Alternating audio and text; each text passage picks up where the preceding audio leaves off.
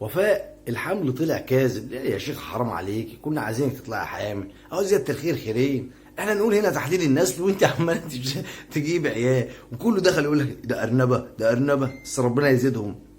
العيال عزوه برضه. طلعوا علينا بفيديو حمدي ووفاء وهما هيعملوا عمليات تجميل في تركيا.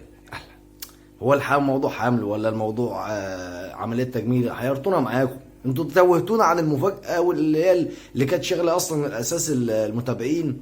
تهنا، ما بقناش عارفين المفاجاه ايه، تغيير شكل ولا تجميل ولا الحمل طلع كذب. هو اللي اطمنا ان الحمل طلع كاذب، لان لو كان في حمل كان هيبقى في خطوره جدا على وفاء بصراحه يعني.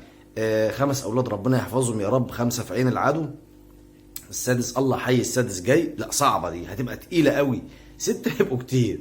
بس ايه موضوع عمليات التجميل يعني؟ انت فوق عسل يعني، مش وحشه، انت عسوله فوق والله. لا ما تبص لي كده ليه يا غاده؟ والله معلش، ده انا بس بجاملهم بكلمتين يعني، مش قصدي حاجه والله، بجاملهم بكلمتين يعني.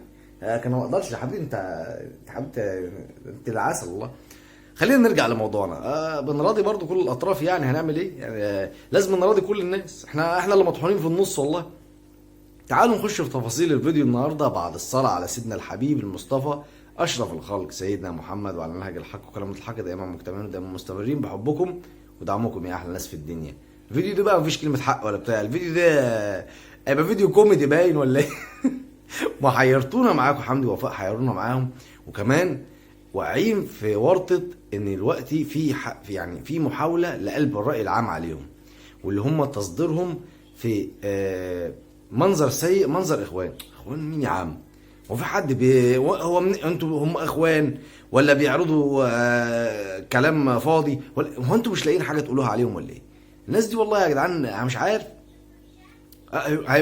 بطبل صح؟ انا بطبل صح؟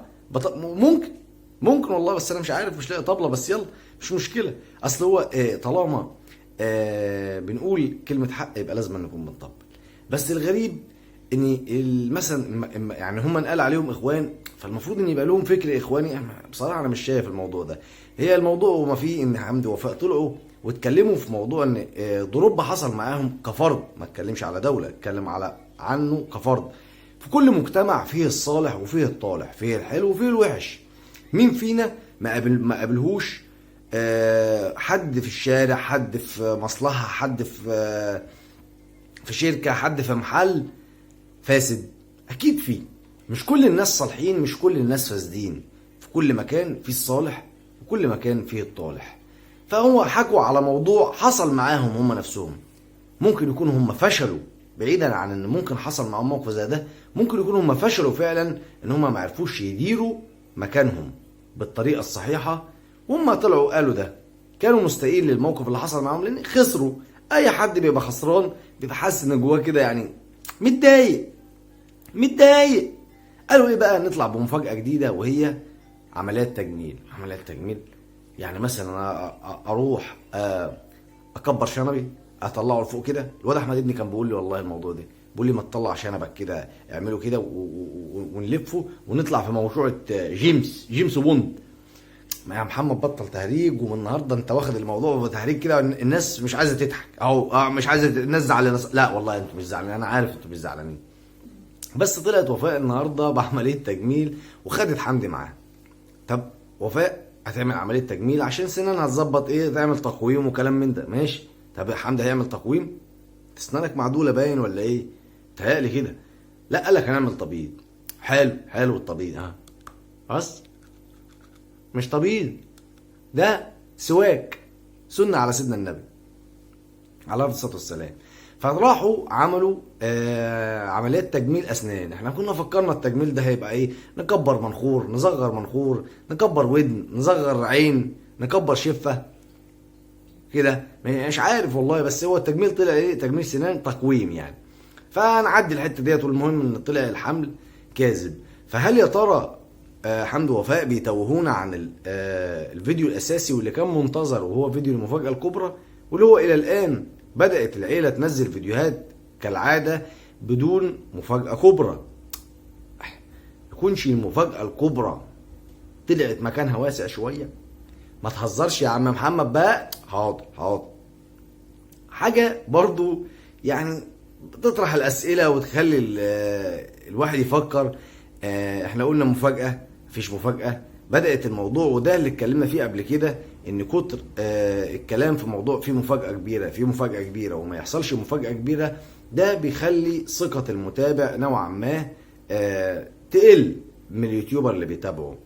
بالرغم من ان في ناس محبين حب متيمين، بالرغم ان في ناس برضو جزء بيحاول ان هو يبقى عايز ابقى مقتنع باللي انا بشوفه، عايز ابقى مقتنع بالحدث، عايز ابقى في تسلسل للاحداث. العيلة عامة كلها في الايام الاخيرة بدأ يبقى مفيش تسلسل في الاحداث، فيديو متصور من قبل اخر فيديو يطلع، وفيديو اخير يطلع قبل فيديو، لخبطة فيديوهات. وهو اللي مش عارف، واللي بدأت ان انا مش فاهمه، هما عايزين يوصلوا المتابع لحيرة منين جاي بيودي على فين، ولا ايه الحدث، محدش عارف.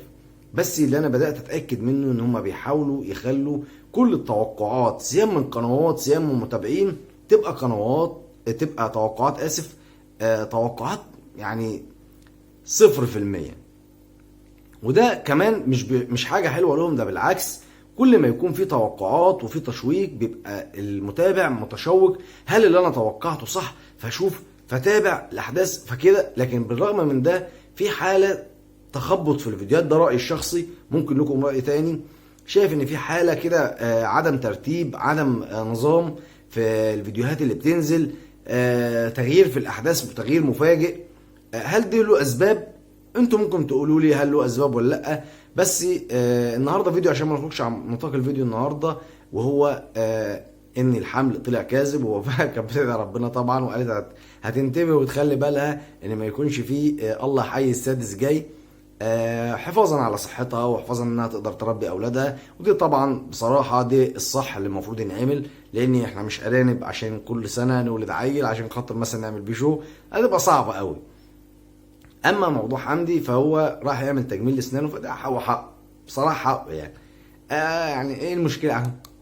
بس عارف لو انت رحت، لو عندك ارض روح مص لك عود قصب عليها النعمه، اسنانك دي تبقى مبرد، بتنور في الضلمه، بتنور.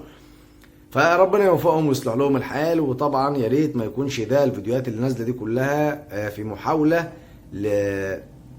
ان المتابع ينسى ان في مفاجاه كبيره انتم موعدين بيها المتابعين. طبعا هم قالوا ان في فيديوهات، وعدوا المتابعين بنزول فيديوهات كتير، فهل يا ترى هيكون الفيديوهات كلها بعيدا عن المفاجاه وكله هينسى وعادي، ولا هيكون في لسه ترتيب للمفاجاه وكلامهم ووعودهم للمتابعين هتبقى حقيقه؟